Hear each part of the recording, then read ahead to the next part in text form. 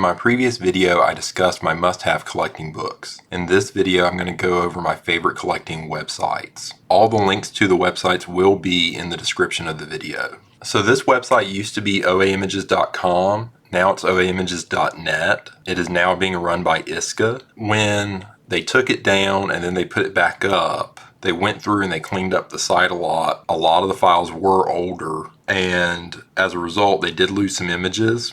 It also meant that if you go through and you're looking up a lodge now, the layout has changed. So now, used to, it just had everything here, but now you have to go over here to lodge issues, and it's not quite as nice as it was before. Still, even with that being said, a lot of the images on this site can be very useful if you're going through and trying to identify a collection. Now, I really like this site. It's patchvault.org. It's a newer site, and technology has advanced a lot since the OA Images project got started. I really like that PatchVault has a very high image requirement. They like all their images to be in 600 dpi. If you go to lodges, this is how the layout is. And I really like just how clean and crisp the whole site is and how easy it is to navigate. I really think that PatchVault is going to become the standard OA identification website in the future. If you collect a lodge and the lodge has not been put up yet, you can become an editor. There are ways to do that. You can talk to Todd Rogers. There's a place on the site where you can contact them and they'll be happy to set you up. So this is Boy Scout Patch.info. It used to be Patch Trends, and this is definitely the best site if you want to price your patches. It pulls a whole lot of data from eBay's completed sales. The only problem is that sometimes this site goes down. It's usually back up fairly quickly. I think it's gotten better maybe in the last little bit, but it just seems to kind of come and go. I still think it's absolutely the best website as far as pricing information. If you're in the website, here's an example of doing a search. You can also filter to see the more expensive items, or you can search by latest date. But it has a whole lot of good information here that is really worth it if you're going to be wanting to sell your collection, or if you want to know what you should give for items you're interested in adding to your collection. Now, this is the Boy Scout Insignia Virtual Museum website. It's boyscoutimages.com. Ron Oslin is running this, and it is absolutely phenomenal. He's got basically all the merit badges up. Most of the youth rank stuff is up. He doesn't have combo ranks up. And while he just recently added star cloth badges, he doesn't have life cloth badges up, and he doesn't have eagle up yet. If you come over to merit badges, here's an example of just how detailed he's got the site. This was a whole lot of work, and I know I really appreciate it when I go through and try to identify merit badges for my collection or my youth ranks. Over time, I believe he's going to try to build out the site to cover even more insignia, but as he's mainly working on it in his free time, it's just taking a while for him to slowly work through the site. Now, this is the RWS registry site. This is really good if you're going to collect red and white shoulder insignia. I know that I collect North Carolina red and whites and all their varieties, and it can be really hard if you're just looking at the ISCA checklist to tell what do all these varieties mean. If you come down, you can actually see that these, like here's the Alamo Area Council Type 1. And you can actually pull up an image of that patch. So then if we want to look at a Type 2, there's that Type 2. I really like the site, and I don't think a lot of people know about this site.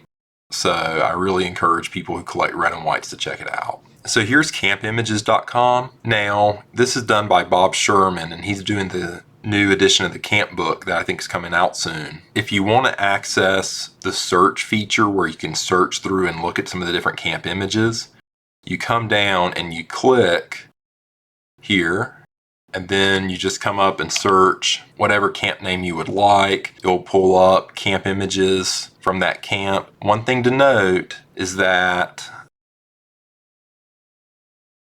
like here, these are Tuscarora, North Carolina, but there's Tuscarora, New York.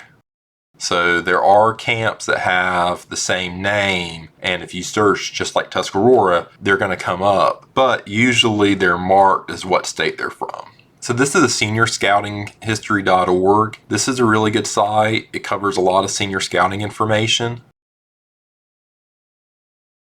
As you can see, it's really detailed. The one thing, and this may be because I'm using AVG's Google Chrome, but on mine, it's not pulling up a lot of the images. And when I try to load the image, it doesn't seem to be loading.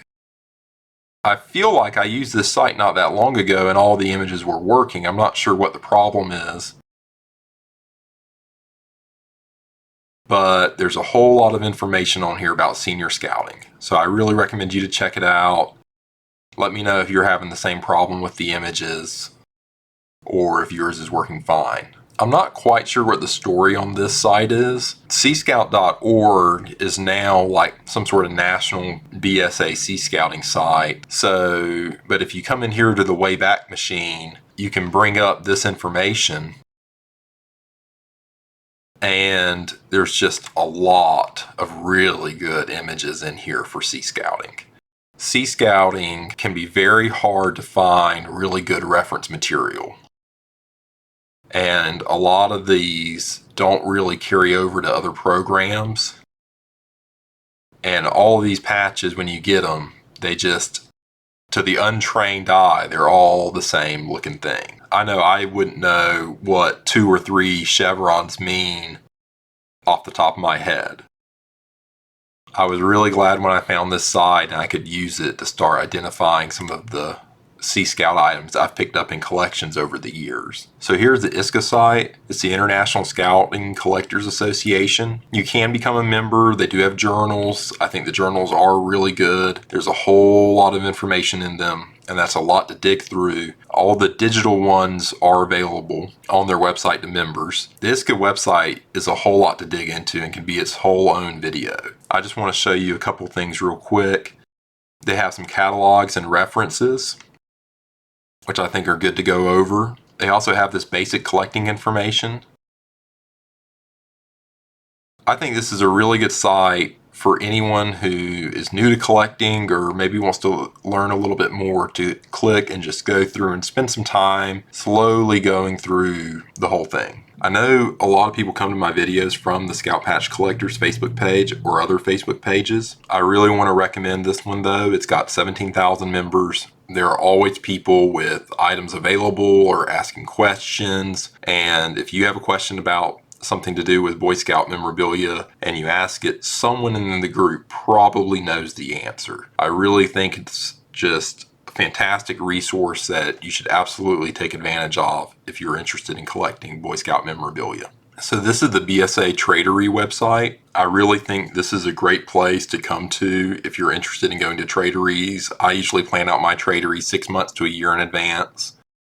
Now with the 2020 situation, a lot of events have been canceled, but I still think that traderies will come back in the fall, maybe the spring of next year. And I think you'll find that a lot of them will have great attendance when they do come back and when everything that started in 2020 has winded down. Even though we live in an age where so much communication can be done online, it's really important, I think, if you are really interested in collecting, to go to these shows and to meet people, to meet the older collectors, to talk to them, to learn their stories, and to kind of get a feel for the camaraderie of collecting that goes on at shows. There's lots of information you'll learn from traderies that is nowhere to be found online. And really, to learn it, you just have to go to shows regularly, and make the effort to learn. One site that I didn't cover in the video is the SOSSI website. I cover that in my stamp collecting video. So if you're interested in Boy Scout stamp collecting, I recommend you to check out that video and the SOSSI website. Remember to like and subscribe. Thank you all for watching.